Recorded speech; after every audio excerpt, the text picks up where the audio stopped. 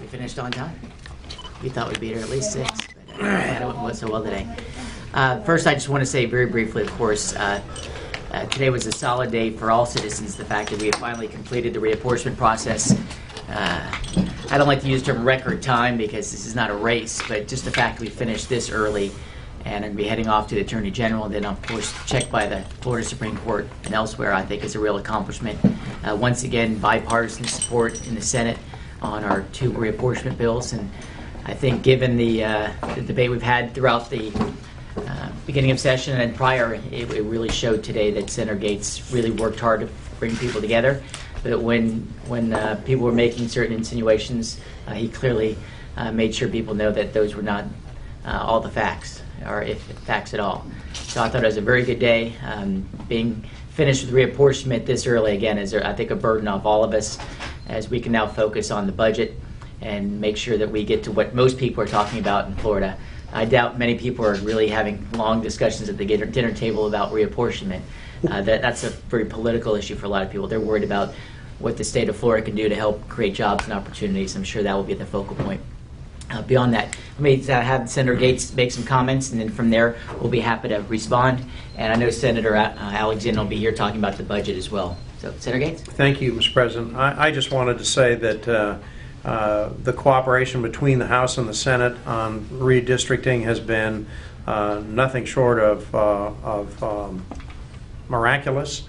In view of stories I've heard about past meltdowns between the 2 chambers. And I credit the cooperation and the spirit of collaboration to Will Weatherford. He has not stamped his feet. He's not dug his heels. He's not acted out in any way. Instead, he's been a mature, able partner, always looking for a way to get the job done in conformance with the law. And I've come to know him over these months and really appreciate the kind of leader that he is. With that, if you all have any questions, we'll do our best to answer so you all can get to your next stop. Senator Gaetz, after all the hard work of redistricting, you've been rewarded with a lawsuit that was filed, I guess, this afternoon. I just wanted to get a comment on just sort of the process and where things go from here. Well, as I told Mary Ellen, what a surprise. When we did our public hearings, we were told by individuals who testified on behalf of special interest groups, nonpartisan groups, that we would be sued no matter what the lines were, no matter how the districts were drawn. My father used to say some people would complain if you hung them with a new rope, and I think we have people who all along had a lawsuit strategy and hope that somehow they can find some judge somewhere who will agree with their contentions. But we knew all along that there would be those, we didn't know whether it'd be on the right or left or both, who would file lawsuits. The sad part is now the taxpayers of Florida have to be dragged into court by special interest groups who always intended to be dissatisfied. And as we've talked about early in this process, like it or not, reapportionment is often the Full Employment Act for lawyers. And we're going to see that early and often. And as Senator Gaetz said better than I, this will be at the expense of the taxpayer. But this is nothing new, as we saw this back in, of course, 2002 and prior. I think the great contrast, as I mentioned in our earlier statement, is we're here in February, not in May or June. And that's to the testament of both Senator Gaetz and Representative Weatherford and all those folks who took the time to attend each of those meetings and then followed up those meetings with real actions in the committees once we got it there to Tallahassee. So I was very pleased, and I hope we can recognize that. How much have you put aside to pay for these lawsuits? Do you have You remember, JD, how much we put aside? I think it wound up being like $5 million is genuinely available, but hopefully it wouldn't cost anywhere near that. I'm advised, Mary Ellen, by John Guthrie that in 2002, $10 million was spent on legal fees, and that was with a far less complicated environment than we perhaps have today. We hope that that less money, not more money, and less time, not more time, can be spent arguing all of these arcane matters in court. Let's get on with what the League of Women Voters said to us time after time after time. Let's give people who want to run for office now a chance to see the districts that they want to run in, give them a chance to mount campaigns and carry their messages to the people in their districts. Let's not box this up in court. You guys said that the maps couldn't be drawn under 5 and 6. How were you wrong? No, we didn't say that. At least I didn't say that. What we said was that no matter where you drew a line or how you drew a line, somebody would arguably have standing to complain about it in a court.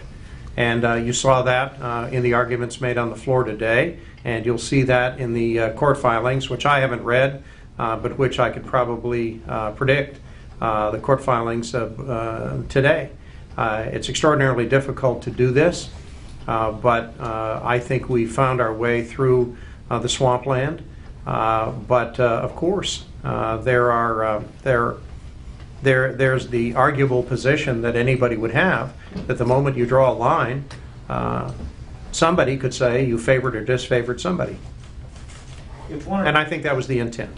If one or both of these maps is thrown out, say sometime after the session, I mean, are y'all planning to come back and draw the lines? Would it be your intent to let the courts draw the lines? How do you see that playing out? That's over my pay grade.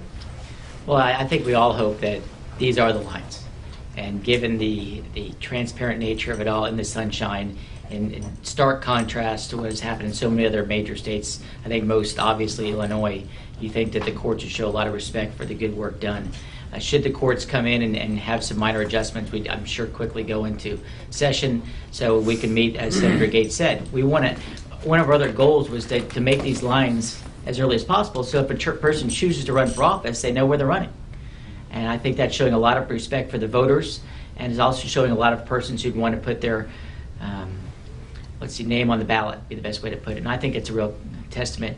If I was running for office in 2012, which I'm not, but if I was, I would be very appreciative of the fact that the lines are ready to go, and that they can start their campaigns with confidence that they know we're going to be running. And let's hope the courts respect that.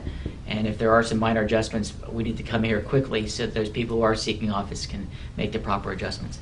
Senator Gates, you talked about working with Chair Weatherford and the relationship between the House and the Senate coming to the agreement and everything. If the court were to throw out one or both of the maps, would you guys have to sort of come to another, gentleman's agreement and everything? Would that be sort of the first one be thrown out? How would that sequence work out? Well, all I can say is that we expected lawsuits. We're getting lawsuits. I can't predict what judges would do, but if, as the President says, if we're required to come back here because there are people who'd rather litigate than take their case to the voters, if that happens, then I would expect that the Speaker designate and his colleagues would be just as forthcoming and just as cooperative as they have been to this point. And as well, let me say that the incoming Minority Leader, Senator Smith, you saw on the floor today, sought to build a record, but didn't make extreme statements that he couldn't back up.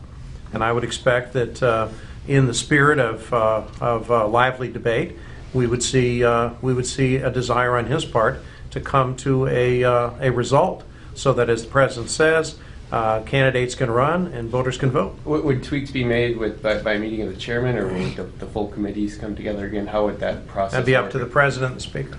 Let's hope we don't have to find out. Let's say we do. Well, again, I think that's premature. I mean, I clearly, as you see into this process, the chairman of the committee has shown a lot of respect for individual members. I'm sure we'll do much the same, but I think it's too early to talk about a process. But it's going to be in that transparent nature once again, and making sure we have a firm understanding of whatever adjustments the courts could make. But again, as I stressed before, given the incredible transparency people saw and the justification for each line being drawn was laid out again today, and when we were here a few weeks ago, I think it'd be pretty tough for a judge to come in and say this is not what was heard across the state. So I feel very confident where we're at, but recognizing that the courts have the legitimate opportunity to look at it, we'll of course come up with a plan should we have to make some adjustments. I wanted to just ask this is kind of an inside the rotunda question, but I honestly cannot find a Republican outside of the Senate who doesn't think that your map is going to get thrown out. It's just because of the strategy that you guys employed versus the one the House did. And I wonder if you want to speak to that and whether you have spoken to that to people, because it seems to be the scuttlebutt. When the president directed me to take up this responsibility and he laid out how we would operate, we probably couldn't have found 100 people in Florida who thought we would get to today with the result that we got with a bipartisan majority on the Senate floor. And so I don't credit the prognostications of people who loiter about in the rotunda. They're welcome to their opinions, but so far we've apparently bedeviled those who would either hope or fear that the process would melt down. I think part of what she's driving at, or I guess I'll drive at it, is that I guess the House, part of their defense of their maps and that they've already used is basically that they're having all these incumbents being drawn into districts together, running against each other, having to move. That does not occur in the Senate maps. And so do you think that does that undermine your defense in some way? Well, we heard from Leader Rich today that even though we apparently, by reading the newspaper, I learned that many members of Congress in Florida are inconvenienced by the maps that have been drawn and now approved for the congressional districts, that somehow there was bad intent afoot. I would think that just because you have people inconvenienced doesn't either prove intent or the lack of intent. There are only 40 members of the Senate. We drew districts which we believe are defensible. We believe the boundaries and the lines are logical, and it will be up to the court to decide. But with 120 House members, some of them living 2 or 3 blocks from each other, I'm not surprised that they would have some put in the same district. But the criticism we got on the congressional maps was that it was notwithstanding the fact that members had to move. So, I would imagine that if we would have had 4 senators who were inconvenienced or 14 senators that were inconvenienced, we probably still would get sued, because the intent all along was to sue. At least that was the testimony given at the hearings.